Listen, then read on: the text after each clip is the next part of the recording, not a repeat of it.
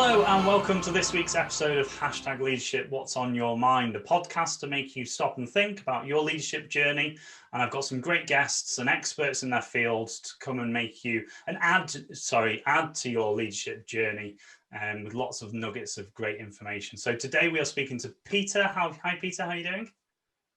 Yeah, really good, really good. So Peter, I didn't realise until we just jumped on here that you're actually from Croatia. So it's brilliant. You're an hour ahead of me. I live in Croatia. I'm from Watford. Oh, but I live in, I know I maybe look Croatian, but I maybe not sound Croatian. But yeah, I'm in Croatia. Lived here for just under 20 years actually. Worked globally, but I'm a Watford boy.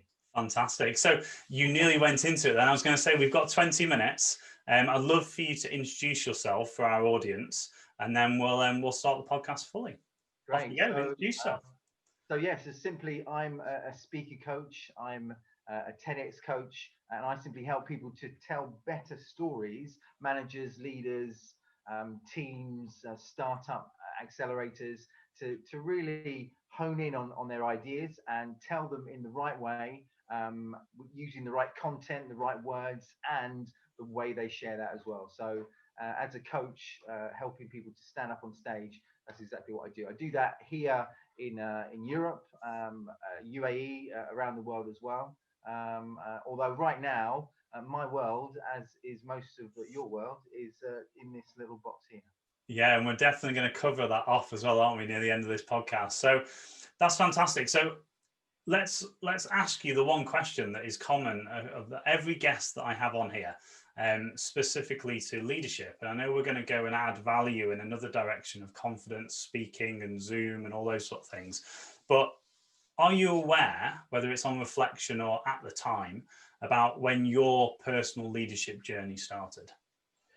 I would say, so going back to when I was just coming out of my education, art college, in fact, I really didn't know kind of what I wanted to do, and decided to travel, as a lot of people do, travel around Europe, different countries, and then I started working for a holiday company, then became a holiday rep. So as a holiday rep, a lot of what you do is naturally trying to keep the holidaymakers happy, keeping them safe, giving them the information that they need. But most of it is actually selling. So selling the resort, selling yourself, selling the things they can do while they're there. And a lot of that for me was actually presenting. So presenting the resort, presenting what they could do. And through that presenting, I was kind of thrown into it, but through that presenting, it gave me the skills, the ideas, the insight on really how you can use your voice, your body, how you're feeling really does kind of persuade people. Anyway, to cut a long story short, I finally got a placement in Rovin, which is on the Croatian coast. Stayed there, married a Croatian girl, divorced a Croatian girl, well, the same one, 2 kids later, my own business, and moving forward as a coach. But it wasn't until, I would say, about 10 years ago when I set up my own business that I realized, you know, I can, why can't I set up my own thing and move forward? My network was growing. I had more confidence about what I was doing. And then I actually thought, I had these thoughts in the future, you know, something like, you know, do I want to keep on working for other people, or do I want to do that myself? It was a kind of now or never moment, and just went forward. Since then, there's been ups and downs. Right now, I would say, I admit this is a down, but I'm optimistic, and I think things will move forward. But yeah, I would say about 10 years ago, when I realized, you know, a good look at what I'm doing and where I want to be, I didn't want to be where I was for the next 10 years in my career. Yeah, fantastic. I want to do it myself. And I know that we just had a quick chat before we jumped on as well about you don't have to have a staff of 100 people and just picking 100 people out there to have that leadership responsibility. Think of yourself as a leader, and because as you mentioned about your journey there, you have to lead yourself to be able to achieve. So That's a great story, and yeah, well done you. And it's fantastic to hear what you're up to now. And one of the reasons I was really keen to get you on, because it's something I see as a key sort of motivator and a key responsibility for people to share their vision, their purpose, their business, and to push them forwards in their leadership. And it's one of the things that when I started working with people, I was amazed at how many people struggled to do the basic presentation, pitch, speak to their employees. So tell us a little bit about your experience in that world and how you help people and what some people can start to think about implementing. Okay, so as I say, I work with managers, leaders, teams, startups, and naturally, a lot of what we do together is helping them boost up their confidence and boost up the story in their head about the perception of themselves, first of all, and then moving on how you want your audience to see you. All right. So that judgment, so going out on stage, going out in front of a crowd, you're going to get judged. Naturally, we can't stop that. That is something that happens. And so what I often say to people who I work with is let people judge you. Just go out there and let people judge you, because at the end of the day, not everybody will like you. Not everybody will want to listen to you, and that's okay, because people don't have the rights to listen to you. Often we think we go on a stage or we're in speaking in public, we have an audience, and we often think in our heads, well, that audience is ours and they should be listening to us. But that's not the thing at all. Nobody has the right to listen to anybody. This podcast, nobody needs to listen to us. They're listening to us now. If you're still with us, if you're hearing this, it's because you want to. It's because you're curious, because you want to get something from this. So that leads me on to the next point is, every time you go out and that, for example, that anxiety rises, you're thinking about how people are judging you, how people are perceiving you, as a professional, as a leader, as the CEO, for example. Switch your thoughts onto exactly what you're going to give to your audience. You know, what's the value you're going to share to the people listening to you? What are they going to get? What's in it for them? As simple as that. What are they going to get when you walk away? Now, as soon as you start to think of those ideas, your thoughts move across from worrying about or thinking about, or that anxiety rising about how other people perceive you, to, okay, I'm gonna go out there and give them something they need. I'm going to give them something they want. So knowing what your audience need, knowing what your audience want, knowing what they will feel like after you've finished, really plays an important role. So yeah, so thinking about the value, going out there and feeling good, feeling like, okay, I like my audience, which is we often actually don't think about that at all. We often think of other things. We're picking at our audience. We're worrying about what he's going to think. We're worrying about what the impression will be maybe online. We're thinking about all these other things. But going out there and thinking to yourself, okay, I like my audience. I'm going to enjoy this. But number one is sharing that value.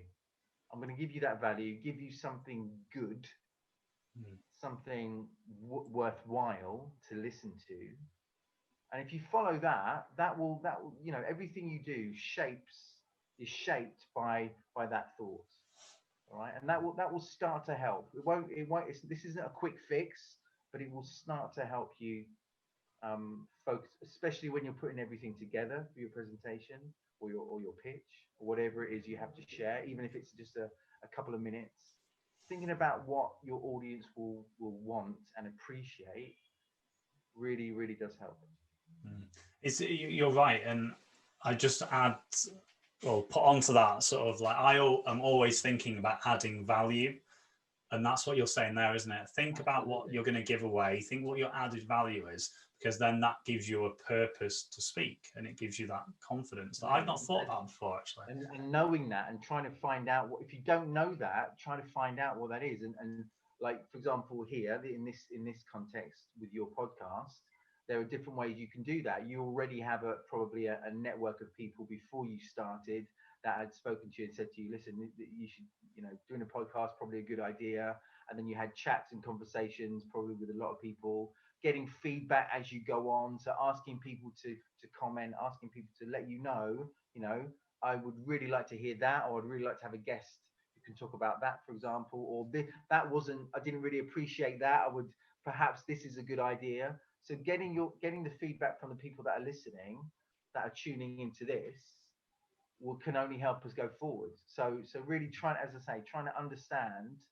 This is just another kind of slice of empathy. So as a leader, naturally, empathy is really, really important. As a speaker, or even just on a Zoom call, a webinar, or a presentation, showing empathy is really important. So good speakers are always good listeners.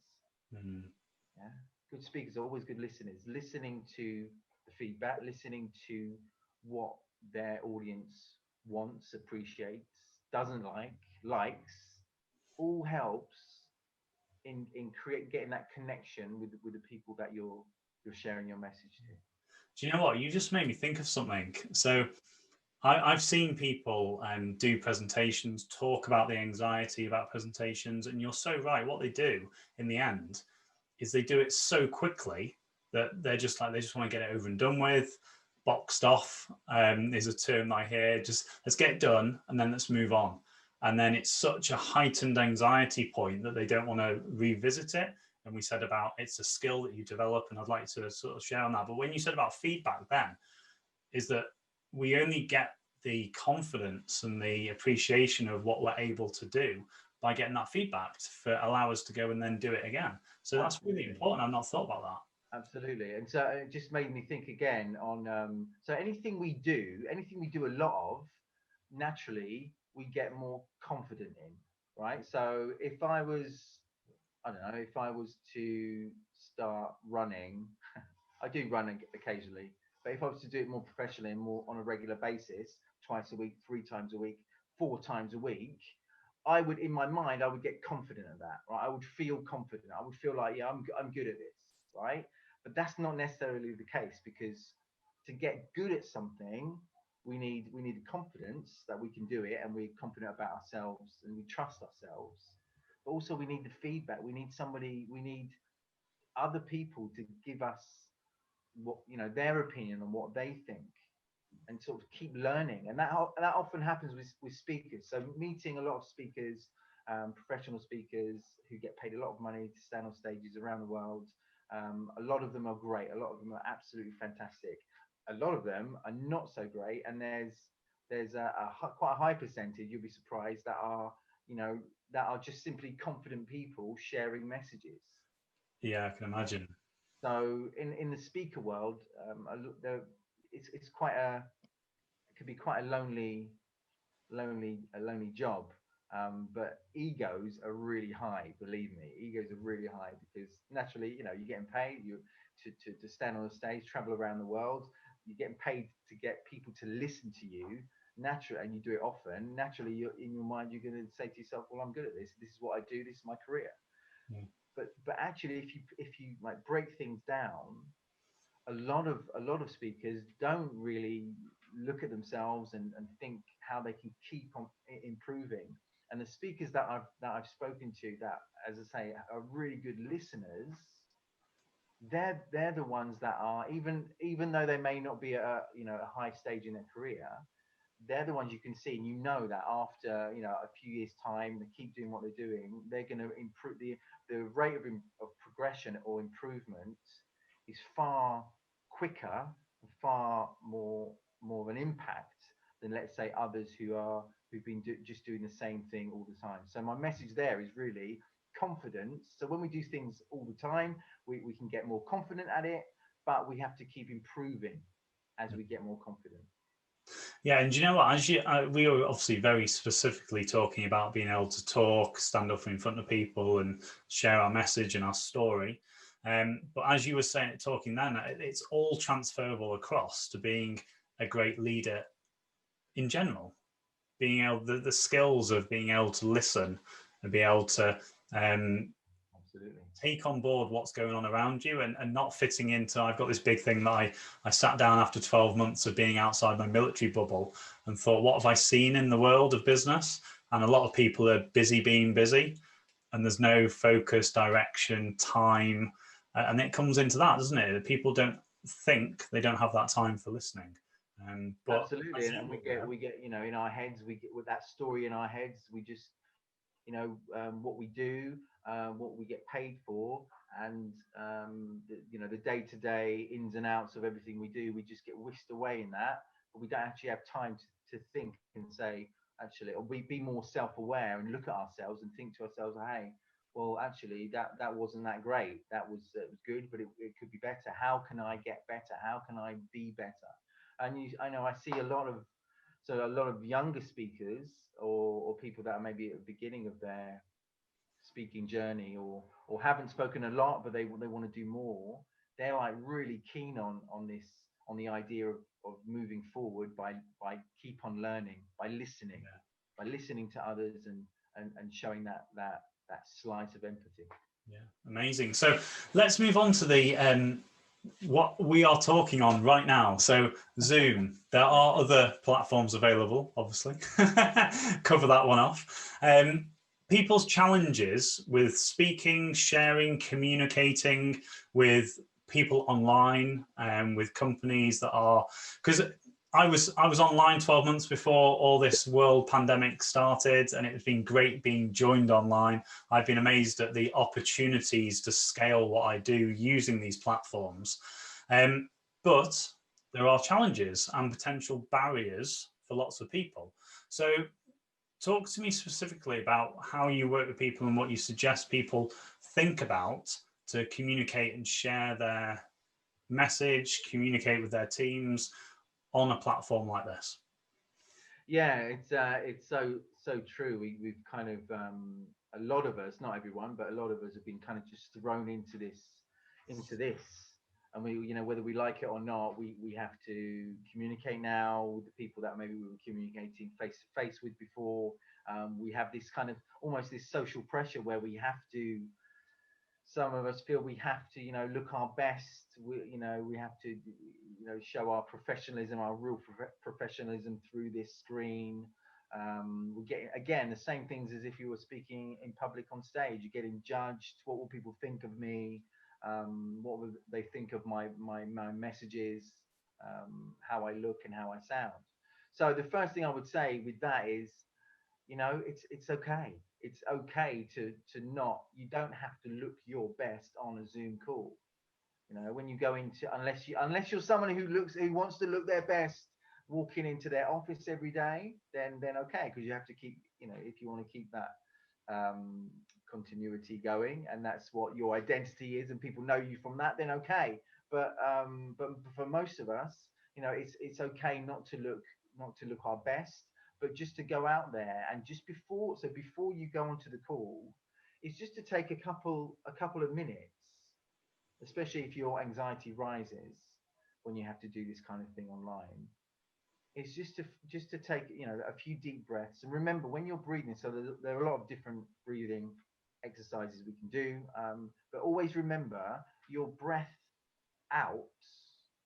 So your breath out always brings your heartbeat down.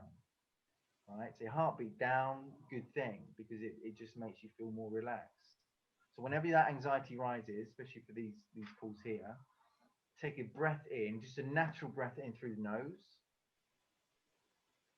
and when it's naturally ready to come out, a deep breath through the mouth, and then you'll feel, after that breath, you'll actually feel slightly better. You feel more relaxed. And then once you've done that a few times, start thinking again what I said before, the value you're going to bring to this meeting. So what do you want to achieve from this? What do you want? How do you, what is the value you're going to bring? Whether it be maybe your opinion, maybe your ideas. It might even just be, again, listening to the other people that are on that call. All right, throwing in a few comments along the way. So that's really important to think about. And then one other thing as well is, again, think about how you want to be perceived. Again, the same thing on stage. What are the things, what the adjective, if I say to you now, Stuart, what are the adjectives you would like people to, how people could describe you and this podcast after they've seen it? Just tell me like 3 or 4 adjectives. So I want it to be professional. I want it to be relaxed, conversational, adding value. So yeah, that's okay. So when you say those things, we automatically start to imagine things connected with those words. And so if I ask you right now, what's your feeling about how you're being perceived, it's probably slightly higher than it was just by saying those 3 or 4 words. yeah. Telling yourself. So remember, the voice in your head is the internal most dialogue. voice you'll ever hear. It's the best voice you should listen to, even when things are going wrong. Listening to your own voice. So saying those things to yourself will start to, again, if you're somebody that does have quite a lot of anxiety, this will start to help you. On a few other issues, again, when you're staring at this screen here, you'll notice something that I'm doing quite a lot. What am I doing? What have you noticed? I'm doing quite a lot. Yeah, absolutely using my hands. Really conscious of it. Yeah. Hands are really naturally really important for everybody. But when we're actually looking at somebody, the first thing we look at is naturally probably around the eyes, between the eyes. But unconsciously, we're actually very aware of what the hands are doing if they're on show. Yeah. Right. So when we show our hands, and naturally if they're always symmetrical, it helps us actually remember the messages a little bit more. Interesting. It's a strange thing. We show our hands, we gesture symmetrically, not like this. Yeah. But actually symmetrically. So everything we're doing is more or less together. We have this impression, the people looking at us we get this impression that the person talking is maybe more balanced, perhaps more stable, slightly more credibility perhaps than before. So it's really important, as I say, to show those hands. And again, another strange fact is when we use gestures, we sound better. Okay. It's an odd thing, crazy thing, but when we use more gestures, the tone in our voice there's a slightly different tone, and we sound better. Try it out. I mean, you can try Amazing. it out yourself. That's awesome. I don't know whether you heard, but our 20 minutes is up. The timer went. But do you know what? It's funny. You mentioned the hands. I'm a very animated deliverer when I facilitate a workshop in person. It's something, having my microphone here, it doesn't allow me to do as much and presenting. It's asking the questions and giving the guest the platform to share their knowledge and their stories. So you came across really well, and I was conscious because I knew we were going to be talking about it at some point, your hand movements throughout the episode. So Peter, thank you so much for your time today. Guys, I'm going to put some links down for you to go and check Peter out on the comments below here. If you enjoyed that, please comment if you're on our YouTube channel some of the takeaways you had from today's episode. If you're listening to us on the podcast provider, obviously you won't have seen the hand gestures, but I'm sure you can imagine what we are talking about. And please check out either the YouTube channel or your podcast provider. So Peter, hope you have a great afternoon. Thank you for joining me all the way from Croatia. Thank you so much. I've really had a great time, and I hope we can do this again sometime. Yeah, definitely. Excellent. So, ladies and gents, thank you very much again, and I will see you next week.